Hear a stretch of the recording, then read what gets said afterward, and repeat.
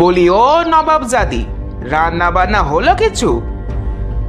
না মা, রান্না তো এখনো হয়নি। হয়নি মানে? এতক্ষণ কি করেছিস? গ্যাস ফুরিয়ে গেছে মা, ছোট গেছে শুকনো ডালপালা কুড়িয়ে আনতে। ও আসলেই চুলায় আগুন ধরাবো। কিছুদিন আগেই না গ্যাস ভরে আনলো, এরই মধ্যে শেষ করে ফেলেছো? ভালো, খুব ভালো। মা খুব চটে আছে, ছোটটা যে কোথায় গেল। রান্না না হলে যে লেকচার আর থামবে না। ভাবি, কোথায় গেলে তুমি?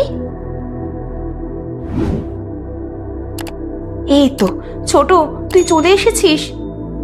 এই নাও লাকড়ি, তুমি ভাতের পাতিল বসাও, আমি ততক্ষণে আনাজপাতিগুলো কেটে নিয়ে আসি।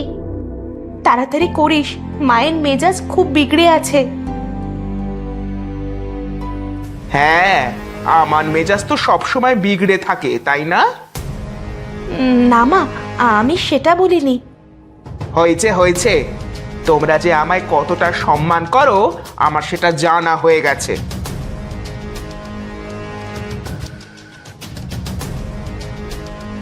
ভাবি, তুমি চুলায় আগুন দাও কি, বুড়ি যা ইচ্ছে বলুক।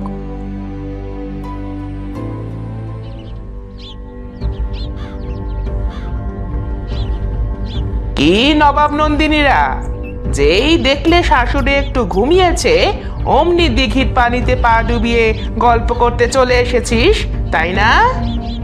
মা, আপনি যখন ইচ্ছে আমাদের এভাবে অসম্মান করতে পারেন না। এমন হলে এরপর থেকে আমরাও আপনাকে ছেড়ে কথা বলবো না। কি? যত বড় মুখ নয় তত বড় কথা। বড় আর ছোট বলে কিছু নেই। আপনি অন্যের সঙ্গে তুই তুকারি করে কথা বলবেন, আর সে কি আপনার সঙ্গে ভালো ব্যবহার করবে? আগে নিজের আচরণ ঠিক করেন। ছোট, চুপ কর। গুরুজনের সঙ্গে এ কেমন ব্যবহার করছিস? কে গুরুজন? উনি? হাসি পেল খুব। শোনো ভাবি, আমি মানুষের বয়সকে নয়, সম্মান করি তার আচরণকে। এই মহিলা সম্মান পাওয়ার কোনো যোগ্যতাই রাখেন না। সবই তোর জন্য হয়েছে বড় বউ। আমার বিরুদ্ধে ইনিয়ে বিনিয়ে বলে তুই তোর যাকে খেপিয়ে দিয়েছিস। আজ আসুক আমার বড় মজুর বাড়িতে, এর একটা ব্যবস্থা না করলে আমার নামও সুফিয়া বেগম নয়।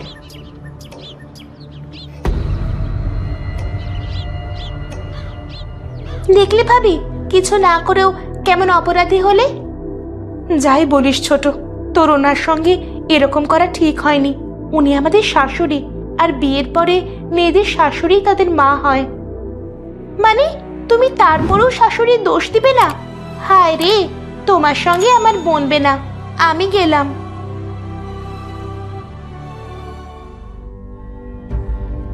এই দেখ, তোর ছোট ভাইয়ের বউ আজকে আমায় যা নয় তাই বলে গালিগালাজ করেছে। আমি নাকি সম্মান পাওয়ার যোগ্যই না? আচ্ছা, গুরুজনদের যে সম্মান করতে হয় এটা কি ওর পরিবার ওকে শেখায়নি? কালকের মুরগি আজকেই কুকুরুকু করা শুরু হয়েছে। আরে এখন এসব আমাকে কেন শোনাচ্ছেন? আমি কি করব বলুন? কি করবি মানে? তোর বউ ষড়যন্ত্র করে দেবরকে নিজের বাপের বাড়ির এলাকায় বিয়ে করিয়েছে, আর ছোট বউ আমার সঙ্গে যা যা করেছে সেসব তো তোর বউই ওকে শিক্ষা দিয়েছে। আরেক বাড়ির মেয়েকে দোষারোপ করছেন কেন? মেয়েরা 3 বোন, তাদের কোনো ভাই নেই।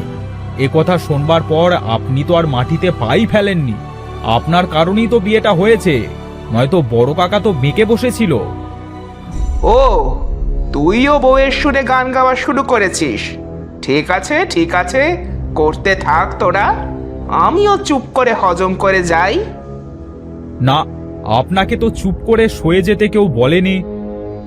কি বলছিস? তোদের কামাই খাই তো, চুপ না থাকলে উপায় আছে? ভাত পাবো না তো। মা, এ সারাদিন কাজ করে বাড়িতে আসছি, দয়া করে এসব প্যানপ্যানানি বন্ধ করেন, সহ্য হচ্ছে না আর।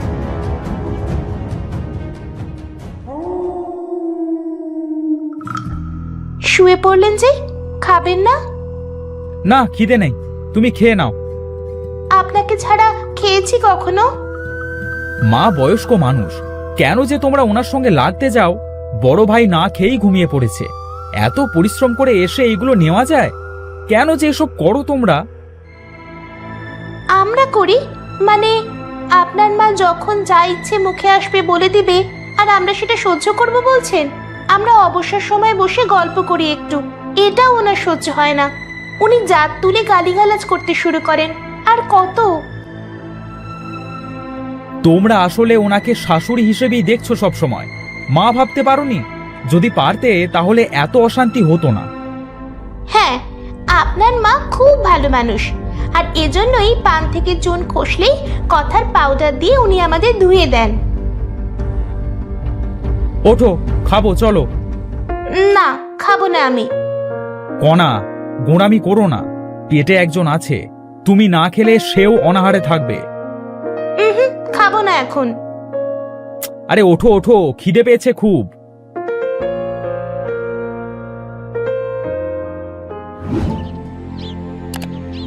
ছোট, তুই বাড়িতেই থাক, আমি রান্নার জন্য বন থেকে শুকনো ডালপালা কুড়িয়ে নিয়ে আসি।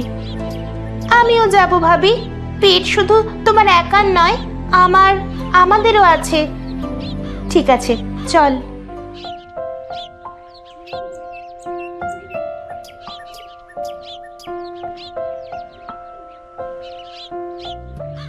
সিলিন্ডারে গ্যাস থাকা সত্ত্বেও মা তোমায় লাকড়ির জন্য পাঠিয়েছে, তাই না ভাবি? বাদ দে না, মা পুরনো দিনের মানুষ, তাই তাই বলে চুলায় ভাত বসানোর পর উনি সেটা বন্ধ করে দিবেন? ছোট, ওই দেখ, ওদিকে একটা কুয়া দেখা যাচ্ছে। চল, আমরা কুয়ার কাছে যাই। এ কি ভাবি, কুয়ো থেকে যে পড়ে উঠে এলো! চলে যাও তোমরা এখান থেকে, এটা অভিশপ্ত কুয়া। কেউ এর পানি পান করলে সঙ্গে সঙ্গে পাগল হয়ে যাবে। এ কি ভাবি, কুয়ার পরি তো সতর্কবাণী দিচ্ছে। এখানে আর থাকা ঠিক হবে না, চল।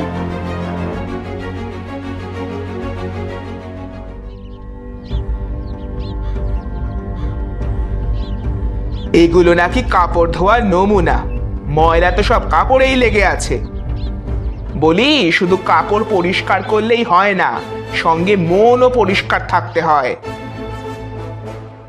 হে প্রভু, আমার শাশুড়িকে আপনি সঠিক বোঝ দান করুন। শারমিন, শারমিন, বলি সব মরলে নাকি? কি হয়েছে মা, কিছু দরকার? তোমার বড় যা কোথায়? ওকে ডেকে আনো। ঠিক আছে মা। যতক্ষণে মহারানী আসবেন ততক্ষণে ওষুধটা আমি খেয়ে নিতেই পারি। ছোট বউ দুপুরে ওর ঘরেই ভাত খেয়েছে। ওর ঘরে নিশ্চয়ই খাবার পানি আছে, দেখি গিয়ে।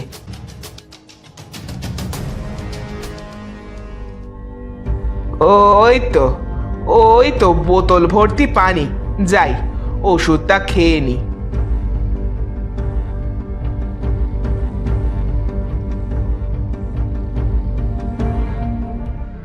মা, মা, আপনি এই পানি খাবেন না।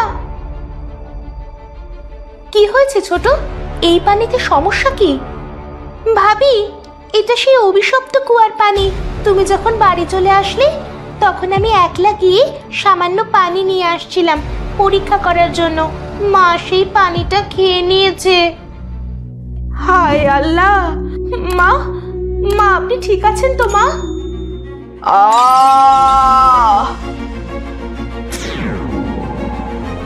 এ কি ছোট, মা যে আরশোলা হয়ে গেল।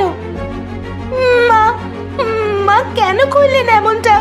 পানির প্রয়োজন ছিল, এটা আমাকেই বলতে পারতেন। কেন এই পানিটুকু খেলেন? কিন্তু এই পরী তো বলেছিল এই পানি খেলে লোকে পাগল হয়ে যায়। তাহলে মা আরশোলা হলো কেমন করে? সবই আমার জন্য হয়েছে। আমার এত কৌতূহল কেন? কেন আমার ইচ্ছে হলো পরীর কথা সত্যতা প্রমাণ করার? আজ আমার জন্যই মায়ের এই অবস্থা হয়েছে। কিন্তু তুই তো ইচ্ছে করে এমন করিসনি ছোট। মা, ও মা, কোথায় তুমি? রাসেল ভাই চলে এসেছে। মনে রাখিস, যা ঘটেছে সেটা এক্ষুনি ওনাদের জানতে দেওয়া যাবে না, ওনারা ভেঙে পড়তে পারেন। এই তো তোমরা এখানে। মা কোথায়? মা তো দুপুরে মেজো খালার বাড়ি গেছে। গতকালের ঝগড়ার জন্য নিশ্চয়ই। ভাবি, আপনি তো বুদ্ধিমতী খুব, কণাকে একটু বোঝাতে পারেন না? ও খালি গোঁড়ামি করে। মা যখন ঝগড়া করে তখন চুপ থাকলেই তো হয়। ছোট ভাই, ও ছোট থেকেই এমন প্রতিবাদী স্বভাবের। সমস্যা আমাদেরই, আমরা ওর প্রতিবাদী স্বরকে চিনতে পারিনি। এবার কিন্তু আমরা দু ভাইয়ের কেউ যাব না মাকে আনতে। আপনারা দু যা মিলে মায়ের মান ভাঙিয়ে নিয়ে আসবেন। ঠিক আছে, সময় হোক।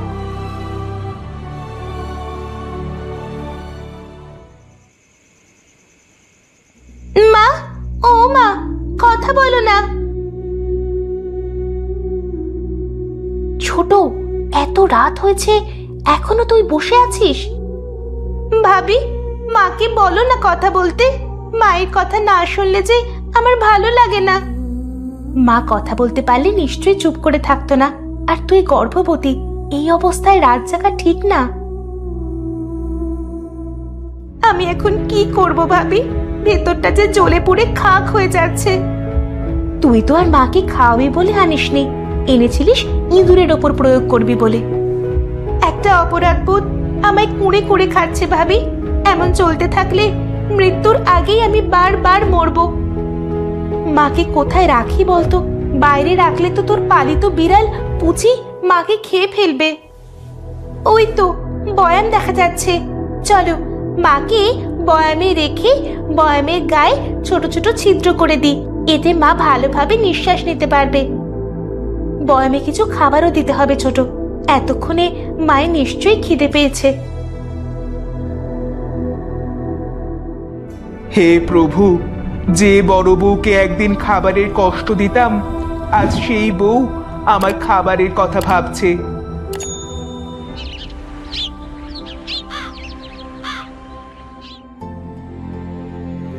না, পুচিকে বাড়িতে রাখা যাবে না। ওকে বাড়িতে রাখলে মায়ের জীবন বিপন্ন হতে পারে। সকাল হয়ে গেছে, এক্ষুনি কোথাও ফেলে দিয়ে আসতে হবে। এই ছোট, পুচি তো গর্ভবতী, ওকে এভাবে ফেলে দিয়ে আসবে? শীতে ওর জীবনও যে বিপন্ন হতে পারে। হলে হোক, আমি ওকে এই বাড়িতে রাখবো না।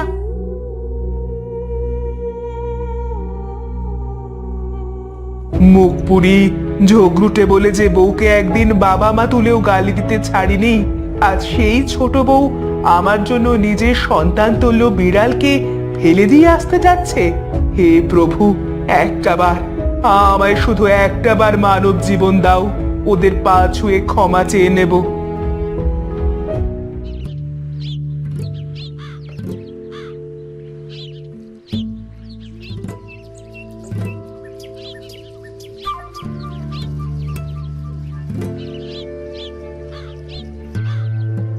আমায় ক্ষমা করিস পুচি, আমায় তুই ক্ষমা করিস।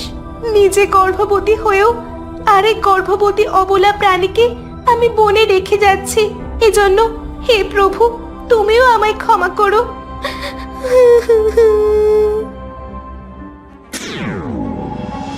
হে সুন্দর মনের মেয়ে, কান্না থামাও। পরিবন্ধু, তুমি এখানে? তোমার অন্তরের সৌন্দর্যে আমি মুগ্ধ মেয়ে। তুমি আমার হৃদয় জিতে নিয়েছো, আর তাই আমি তোমায় কিছু দিতে চাই। এই নাও পরিলোকের পবিত্র পানি। প্রভুর নাম নিয়ে এই পানি তুমি তোমার আশুরা শাশুড়ির গায়ের ওপর ছিটিয়ে দিও। ঠিক সন্ধেবেলায় ইনশাআল্লাহ উনি আবার মানুষ রূপ ফিরে পাবেন। ধন্যবাদ, তোমাকে অসংখ্য ধন্যবাদ পরিবন্ধু। এখন তোমার পোষা প্রাণীটিকেও সঙ্গে নিয়ে যেতে পারো।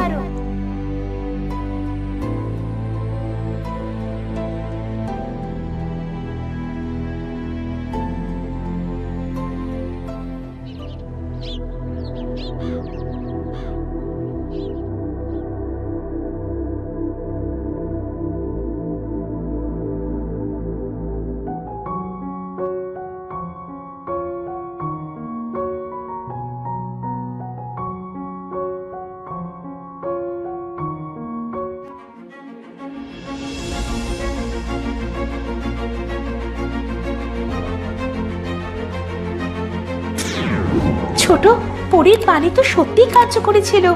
দেখ দেখ, মা আবার আগের মতো হয়ে গেছে। মা, মা আপনি ঠিক আছেন তো?